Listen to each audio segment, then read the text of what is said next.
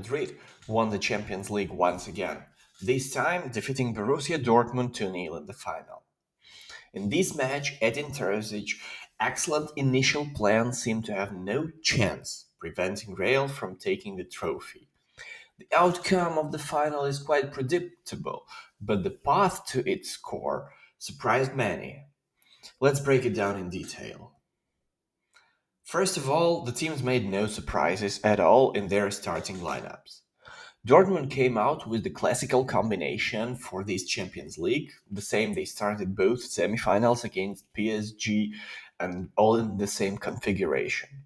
For Real, it was the lineup Carlo Ancelotti used against Betis in the final round of La Liga, and the Spanish media presented that match as a rehearsal where those who would play at Wembley should get better practice.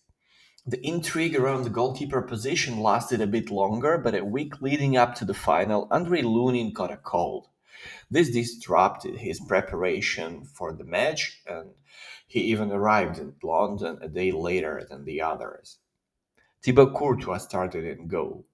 A significant loss for Madrid for was Aurelien Tchouameni. He was absent because of injury, but this was known in advance, and Carlo Ancelotti predictably fielded Kroos and Camavinga in the center. They were always ready to be helped by Fede Valverde, and that's the classical Madrid attitude in this part of the field. Honestly, Borussia played better than us in the first half. They created their chances in the second half, and we did so also. We improved, and our game had more balance. That's Carlo Ancelotti's verdict. Indeed, we have observed very different halves. Perhaps an even more precise division of the match would be into three stages. The first half, Borussia created chances and variably breaks through the space and simply plays better than Madrid. The beginning of the second half, when Madrid adopted, deprived the opponent of space, created threats through set pieces, but not from open play. And the period after the first goal, Borussia faltered already, having there neither the strength nor ideas to respond. Real scored another and could have added even more. In the first half, the opponent was better. They played exactly how they wanted to play. They personally defended and broke through space. That's another point from Carlo Ancelotti. And this was extremely precise formula. Let's break it down in components. And an important one is that Dortmund broke through the space in different ways. Turning on pressing, closing in, and then passing. Direct pass behind the defense from the central defender, and if there is no pressing, counterattacks with a large number of players that Borussia tried to provoke episodes of playing in space and clearly understood how to act. For example, in the first stage, the Germans played short and literally provoked closing in, often taking risks in process. Schlotterbeck provokes pressing and then advances the ball to Adeyemi. Fake passes until Rodrigo moves towards him. After this kind of move, the maximum closing in is provoked. Then Borussia tries to use the high position of the opponent through long passes, and there is Füllkrug and two fast wingers, supported by Marcel Sabitzer. In case of a successful knockdown, Madrid's defense line remained against four opponents without support from the rest of the team. It's also necessary to keep in mind the absence of Tchouameni. Without him, Real isn't good at picking up in those support zones. The second scenario for Dortmund, if despite all efforts Real didn't go into pressing, Borussia tried to break through the space thanks to the unique passes of the defenders. Both Hummels and Schlotterbeck can punish for the high line without pressure. The clearest example is Adeyemi's breakthrough in the first half. Mats was allowed to advance the ball. Only at the last moment they tried to press, and he cut a grand pass behind the back with his left foot. It means his weaker foot. Similar actions were from Schlotterbeck. The quality of the defender's passes is a crucial element. But those episodes were more systematic. There were always options and the right type of openings. Another source of threat for Borussia were counterattacks. The link was Brandt, who always had at least two speedy allies on the flanks. From Real's perspective, such episodes were characterized by failure in the support zone. Camavinga too actively attacked space and aggressively threw himself. He was cut off and Kroos lacked speed to help him. The Chouameni factor must be mentioned once again because he's a crucial player for Madrid. Also, it is worth noting the speed at which Dortmund performed quick attacks. The most outstanding episode of this time happened when Madrid, after a corner, but they tried in other situations as well. In the first half, Real led attacks on the left flank. The duel between Ryerson and Vinicius gained great importance. Before the break, the Brazilian made 9 dribble attempts, and no one else collected more than 5 for the entire match. Real Madrid felt the leader with the ball, and he occasionally outplayed the opponent, but it didn't transmit into a threat. Borussia were very well insured for this duel with from both sides. Both the right back was held by Hummels and Sancho. The first is a true guru of reading the game, and the second played the role of a work rate master. Not everyone associates Sancho with this kind of quality, but yesterday it was impossible to ignore the speed with which he appeared next to Ruderson to create the double barrier. Pressure, the favorite point, didn't give Madrid a result. I didn't need to shout during the break, insisted Ancelotti. I just needed to clarify the situation, and we understood well what Dortmund was trying to do. They executed their plan very well, and we needed to become more balanced to contain them. During the break, Ancelotti transformed Madrid's defensive principles. As we already figured out, all of Borussia techniques in the first half concerned playing in space. Wise Carlo deprived them of space. In the second half, Real played more passively without the ball. They dropped the defensive line and almost didn't press. As the result of this transformation, you can see on the possession pattern. In the first half, 65% to 35 in favor of Madrid. In the second, 51 to 49 in favor of Dortmund. There were fewer transition episodes in the match that Real Madrid didn't control. Carlos' moves deprived the opponent of constant sources of threat. Under the new plan, Rodrigo and Vinicius no longer acted as a pair of forwards. At least one of them worked on flank, but at least one of them stayed in front. Both could be caught in the role of false fullbacks in a single episode. As a rule, one of the Brazilians remained in the attack for counter-attacking three. Valverde or Bellingham moved forward also if necessary.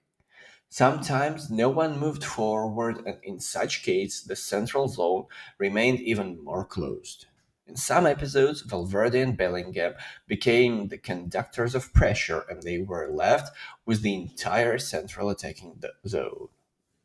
Their decisions determined how many forwards the team had and how many midfielders. In this first half, Real intended to press with the Brazilian pair starting in the pressure. In the second half, the Brazilians worked more on flanks, and the pressure started only when conductors like Feder and Jude were sure that the situation was optimal.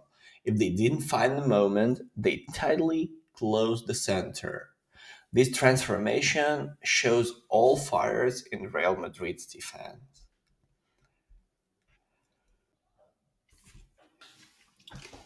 Fede Valverde is a hidden contender for the man of the match. He performed in his favorite role as Ancelotti's tactical tool. His role in the scheme for positional defense and pressing is described above. Often, his decisions to move forward or close the center determine the scheme itself. Due to his literacy, the Uruguayan provided double of the load work. Besides this, he played a key role in killing Borussia's counterattacks. Fede's position and possession changed. In the first half, Camavinga played next to Kroos and Fede opened in half space, or in the last line. In the second half, Valverde acted as more cautious position in possession and Camavinga moved forward.